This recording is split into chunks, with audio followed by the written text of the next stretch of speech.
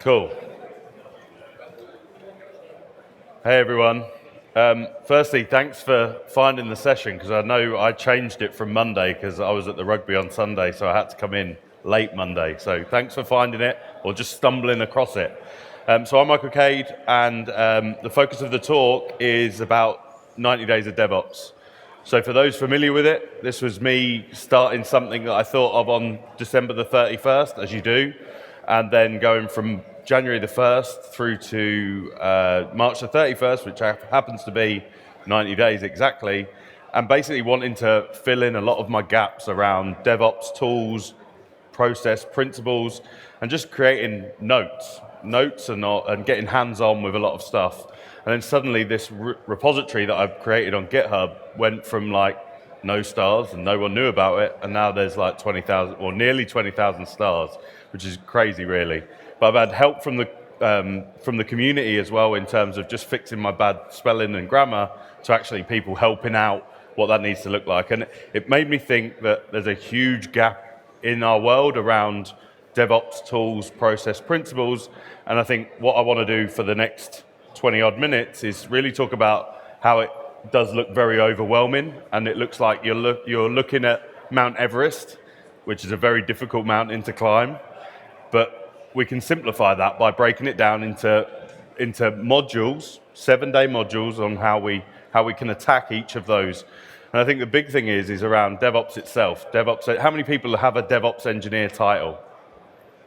Okay, so a couple of us. Now that's quite spurious, because one person might be a DevOps engineer that focuses on one thing, and the other might be another. My take is that DevOps is the new cool ITIL, and the engineer itself is probably an evolution of the sysadmin. You probably came from sysadmin roles, or infrastructure admins, or virtualization admins, or cloud engineers.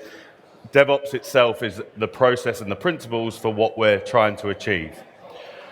Okay, so, and then they said we have 27 minutes to cover all things DevOps in 90 days. So who am I? So I work for Veeam. I've been at Veeam for almost 8 years. And over, I think it was around 18 months ago, I got parachuted into the custom business unit, which is focused on Kubernetes backup, which is obviously great. Go and start a new job without having to leave a job. Perfect scenario. But as you go into that, the very developer-centric platform that Kubernetes is that there's a lot of areas around that you have to start to understand and learn.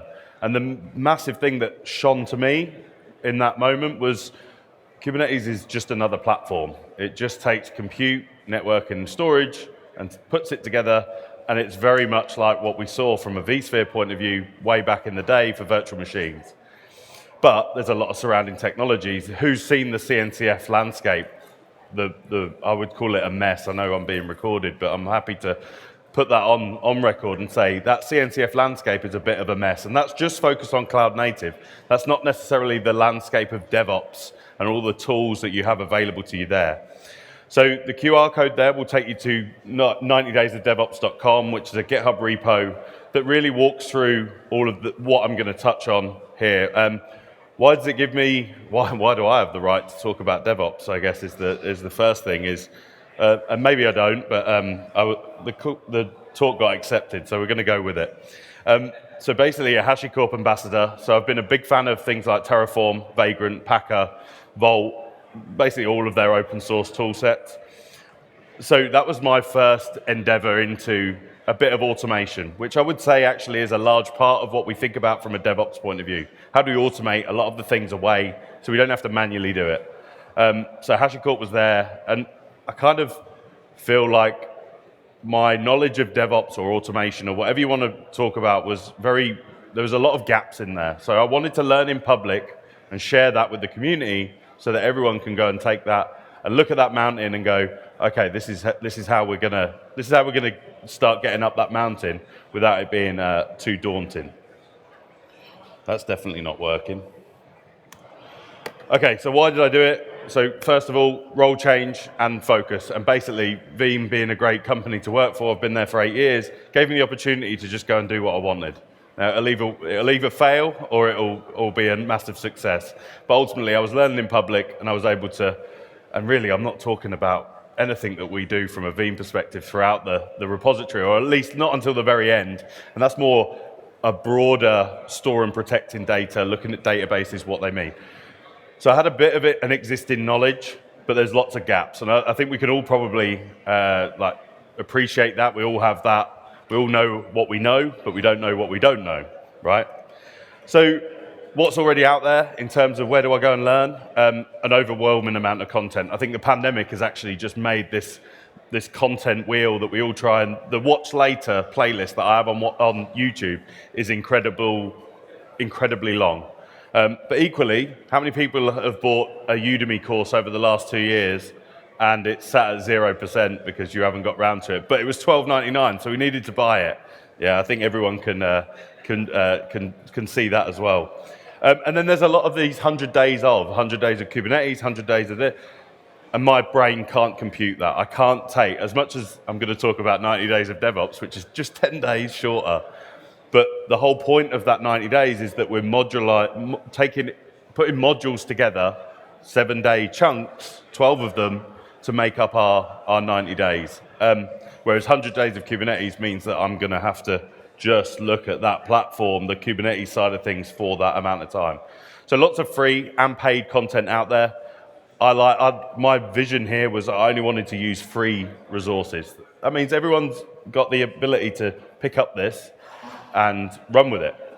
And the other key part here is that I'm not the smart person here. These are my notes, and at the bottom of every day, throughout them 90 days, there's a resource section at the bottom with links to much, much smarter people than me that go into a lot more detail about what that topic is that we're talking about. Yeah, my Udemy account, like massive confession time, looks a bit of a mess. There's quite a few on there that are 0% as well. So the challenge, to get a better understanding and foundational knowledge of the area of DevOps.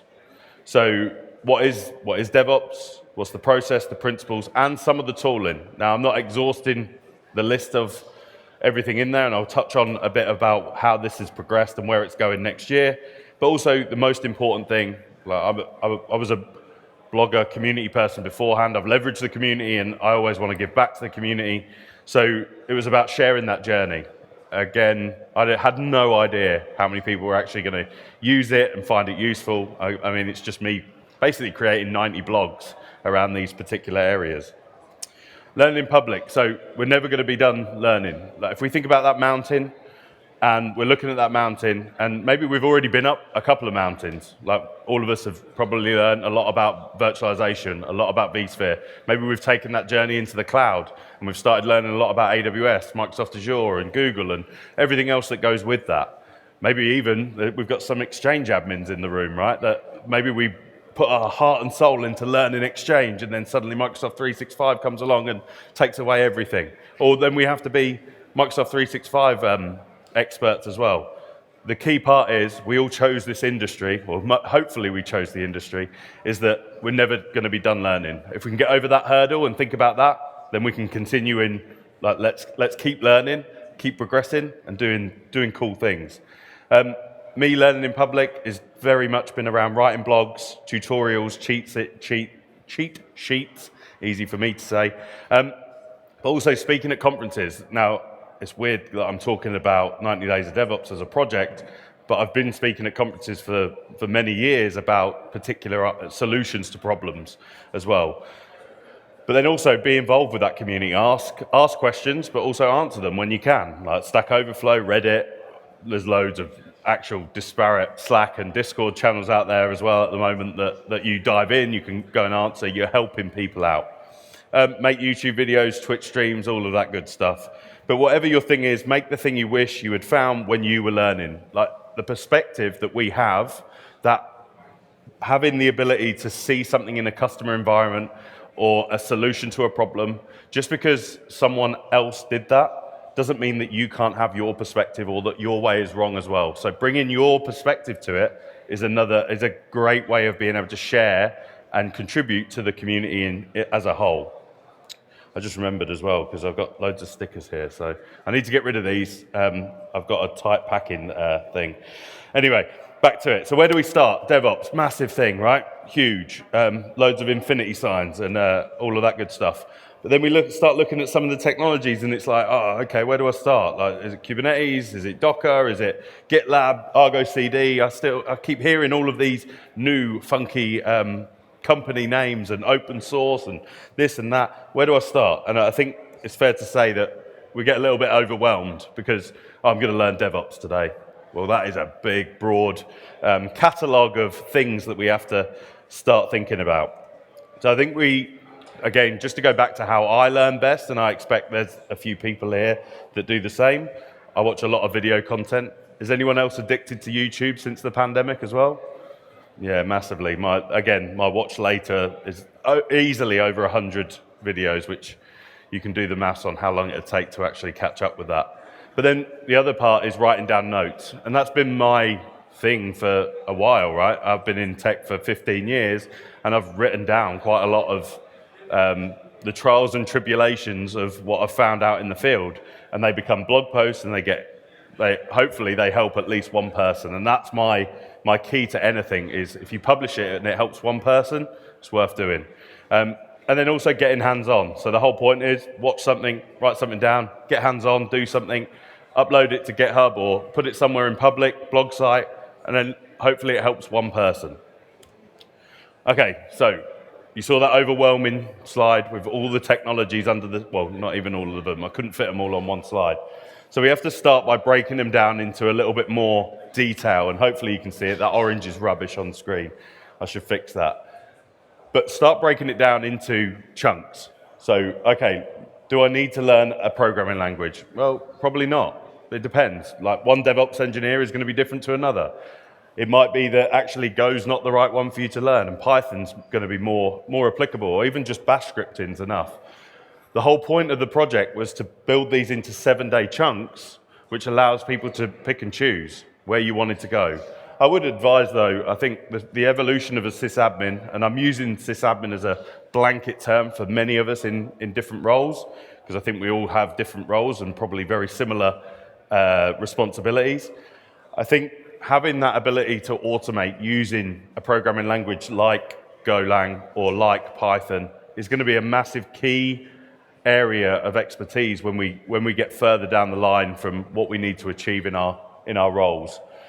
Knowing Linux basics, just converting a laptop into like Linux and playing with that on a daily basis. Now, some of you are going to be Linux administrators. You're going to be very au fait with how you navigate around Linux. The whole key part of this is that we're not going to deep dive into any of these areas. We just want that foundational knowledge, and that just get climatized. You know how they climb up Everest. I say they because I've never done it, and I probably never will. But they go up, they come down, they go up. So I just want to get that foundational knowledge of all of these areas was the plan around 90 Days of DevOps. Okay, so what is and why do we use DevOps? So the responsibilities of a DevOps engineer, and I should have put air quotes around here because this actually got some heat from the community, is like, well, what is a DevOps engineer, and should we be calling it DevOps engineer? Anyway, it's the easiest way to blanket what we're talking about. So if we think about dev and we think about ops, and again, the majority of us will be talking from the operations side of the fence. Maybe how many people are developers in here? Okay, cool. Couple. Most of you are going to be operations or maybe QA as well in there.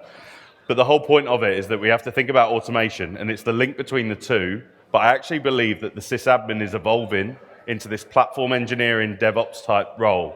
The sysadmin needs to make sure that the platform is available, whatever that may be, in a position for the developer to develop against. But not everyone in their companies have the ability. You don't all have developers either. Sometimes we're taking off-the-shelf software and we're just running that. So we have to think about how we automate that process.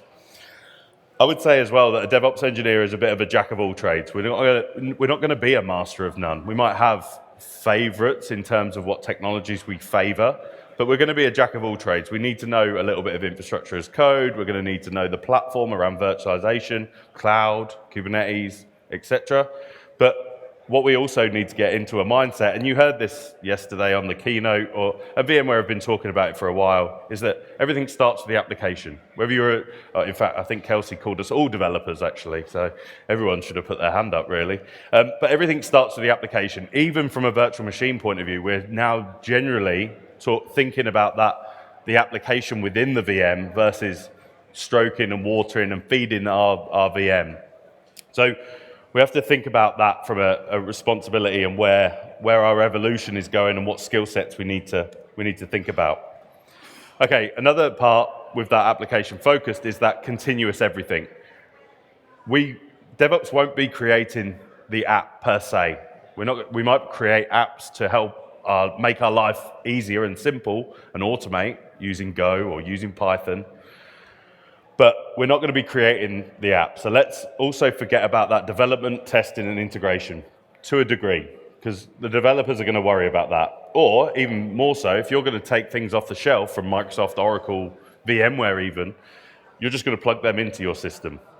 Where DevOps need to think about the things is how do we automate everything? How do we automate all the things? How do we automate the creation of coffee in the morning, deployment, monitoring? How do we continue that automation of operations for the developers or for the systems within our accounts?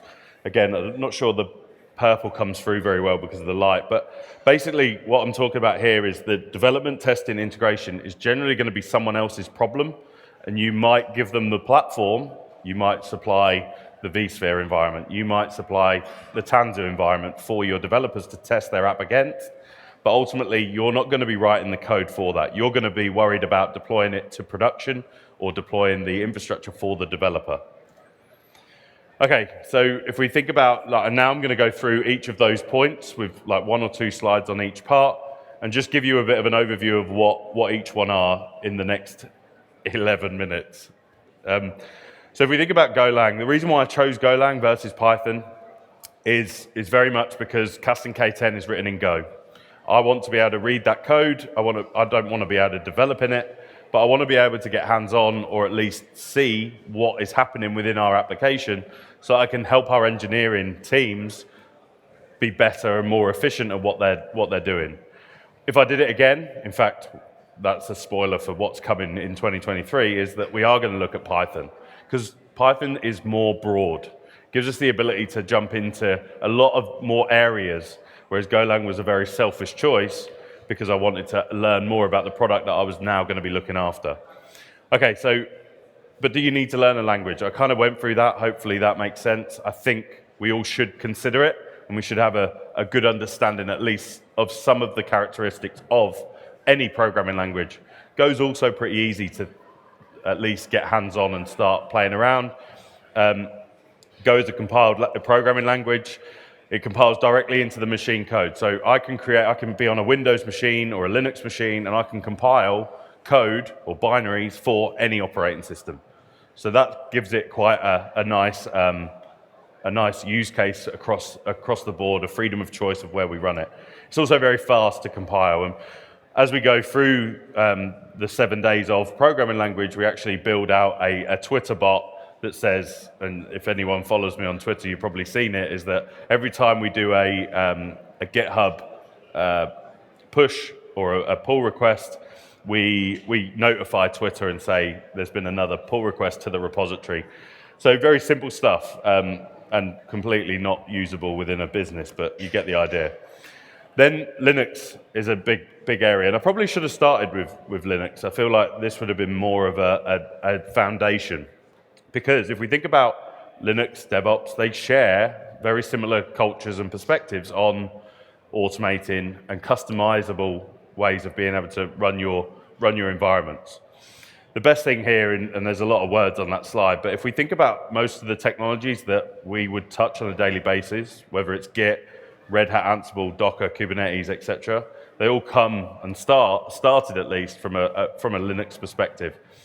So they share a lot of that same ethos that we see from a DevOps tooling point of view. The way in which I did this, and I got to play with Linux quite a bit on a daily basis anyway, but if you really want to learn something, then you have to get hands-on with it. And I think I'd say that across the board here, not just for Linux, but for everything. So think about how do you get hands-on with Linux? So converting an old laptop into and install Linux, creating a virtual machine, Raspberry Pis, if you can get hold of one. But you could you, as a challenge to everyone, if you want to start that learning journey, could you take up Linux and use it for work for a week? Would you be able to do using web apps or using local open source tooling? That's the next challenge that I would give is, okay, you use it for a week. What about converting everything into open source technologies after that as well? Just to get a feel, and I tell you, you learn a lot from that playing around with it. The next part is networking. Again, probably a lot of us already know a lot about networking, the OSI model and the application model, etc. You might have heard things like net DevOps, you might have heard NetOps and stuff like that. But basically it's about how do we also bring that same principle and processes around DevOps, that automation piece, into our networking stack as well. So from a compute point of view, we might be using infrastructure as code to bring up those VMs or cloud VMs, etc., or services. We might then, from a networking point of view and storage point of view, want to bring in that automation layer as well. So breaking down the silos, and again, because you're in control of that deployment as a DevOps-focused engineer, is that you need to have a good understanding of all things networking within that networking stack. Yeah, you got any more of that DNS? I promised there'd be memes. Then also cloud. So I made a point at the very beginning is that you need to learn one cloud provider. And that might be dictated to because you work for a company that only uses AWS or only uses Microsoft Azure. So that might dictate your choice. But also, if you learn one, then you're going to have a good understanding when you dive into a different console. You're going to have a better way of being able to navigate around that.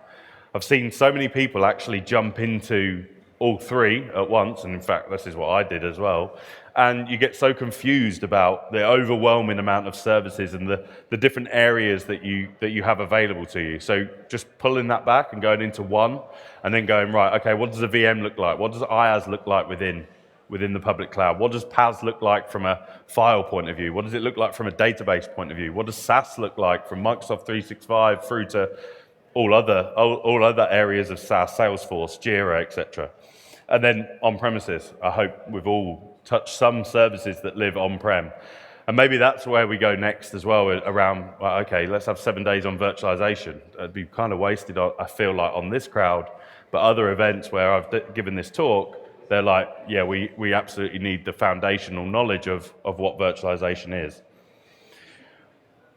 I would actually say that this is probably the most important section that I would encourage everyone to, maybe not even the repository itself, but understanding Git and Git from a version control point of view. It was literally changed the way in which I save my data. Like I literally put PowerPoints into Git and into Git-based services such as GitHub to store it and version control that. Now the important part is, and this is a backup guy saying this, is that version control is not a backup. You still need to have a copy of that data somewhere else, and don't rely all on GitHub or other services that may or may not go down every now and again. But think of it as a version control. It's great for if you're going from one presentation to another, and you might just want to tweak it a little bit. Maybe you're talking about different features in there. But this is one area that I think we all are going to need to have a better understanding of. Okay, conscious of time here. Containers. So Docker is clearly the de facto, or at least where most of the learning material is. Understanding what a container is before Kubernetes is a key must. We have to do that. A container is going to run your application or some of your application. Container orchestration engine such as Kubernetes is going to be how you orchestrate that and how you put the vCenter control on your containers itself. And actually, when I go through this, I do mention a lot of the similarities between ESX from a container host or a Docker host point of view, where I can run virtual machines absolutely fine on ESXi, But if anything bad happens to that node, they're all going to go down. You bring in a VM orchestration layer, such as vCenter. Now we've got the ability to fail over between and bring that HA type thing. Exactly that, container orchestration. So I chose Kubernetes. There's others out there. I think by a country mile is that Kubernetes is winning that race without a doubt. Again, to a virtualization audience, these containers are being orchestrated like we see with VMs. VMs move between hosts. So pods don't necessarily move, but they get thrown away and they get rebuilt or they get redeployed. Infrastructure as code, how do you deploy it today? How many people use infrastructure as code or some sort of Terraform or Pulumi or something? Cool. That number keeps on getting higher the more times I ask it over the years, so that's always a good thing. Is that I was using Terraform with VMware about 4 years ago at an actual VMworld session, I can call it because it was in the past, and where we were deploying our virtual machines within vSphere using Terraform. So we had that desired state, using infrastructure code, that repeatability of that. Again, it's removing that humans make mistakes, let's just automate it, and then I can have the same thing over and over again, either from a demo point of view, but if you think from a customer perspective, I want the same thing deployed in multiple locations, and I want everything to be the same. Configuration management, how many people use Ansible or Chef or Puppet? Again, growing number. How do I look after that application desired state? How do I make sure that my application, so going up the stack, infrastructure as code is going to get you the platform, configuration management, and there might be a bit of crossover there, but ultimately it's going to make sure that the application configuration is in that lockstep. CI/CD pipelines. Now I can jump on a massive soapbox about this because I feel like CI and CD do not need to be mentioned in the same sentence. CI, continuous integration, or continuous improvement, is very much at the software developer side of the house. If you're developing software, then you probably are worried about that CI. If you're taking it off the shelf, you shouldn't be necessarily worried about CI, but you will be about continuous deployment delivery. Because I believe that over the next few years, we're all going to be taking off-the-shelf software and pushing it through a CD pipeline, a continuous deployment or a continuous delivery pipeline, so that we're going from version 1, version 2, version 3, and we have that ability to roll back and control the versions. So I hate the fact that we keep on calling it CI/CD pipelines, even though I've done it as well, is that they're two separate use cases, and they don't need to be the same product either, and I think that's a big thing to take away. Last two, observability, and I've done this on purpose where I left the last two boring things until the end, because observability is a bit boring. Not as boring as backup, but still pretty boring. But it's needed, right? We need to do it, as much as it is very boring and very hard, in fact, and I think that actually is the key. Is that no one goes, right, new project, well, how are we going to back this stuff up? Or how are we going to look at this? No, it's always at the bottom. We want to do the shiny things at the top first. So observability, how do I keep a close eye on everything? And that doesn't change regardless of platform. If it's physical, virtual, cloud native, we all still need to have visibility of everything that we're doing, login, metrics, etc. We need some way of being able to store that. We need some way of being able to see it easily. And we've all seen everything's green, and actually there's a fire going on behind, but yeah, we can't see it because there's too much green in front of us. So we have to spend time, we have to nurture that, we have to know what we're actually looking for. Then data management. So this is not by any stretch, if you haven't noticed, any pitch towards what I'm doing, but it's not a new wall to climb. It's not a new mountain to climb, going back to the analogy, but ultimately, data is more important. It doesn't matter what platform it's on, we have to think about how we protect it. And like I say, that evolution, we're going to be looking after more platforms, whether it be physical, virtual, cloud native, and maybe off different environments, different as-a-service type models as well. So we have to think about how we make that data management story accurate, consistent, and secure, regardless of what it is under the hood. We know that the data is valuable, but we always leave it at the bottom, and I think that has changed a little bit in regards to the press and media around things like cybersecurity and stuff like that. But ultimately, we need to just have it in our heads about how valuable that data is. Okay, so I know I'm at time, so what next? Toyed with the idea of an ebook. It's 700 pages, 110,000 words. I don't think anyone's going to read that. I have a meme where it's like a massive book. Maybe it needs to be done. There's a link to, if you want to create an ebook on the repository, you can. So what's the next lesson? What do we do next? So one of the key things that I missed making my notes was security. I didn't really touch on security. Again, it goes security, observability, backup, right? So I need to go back and in the 2023 edition is add a load more security focus in there.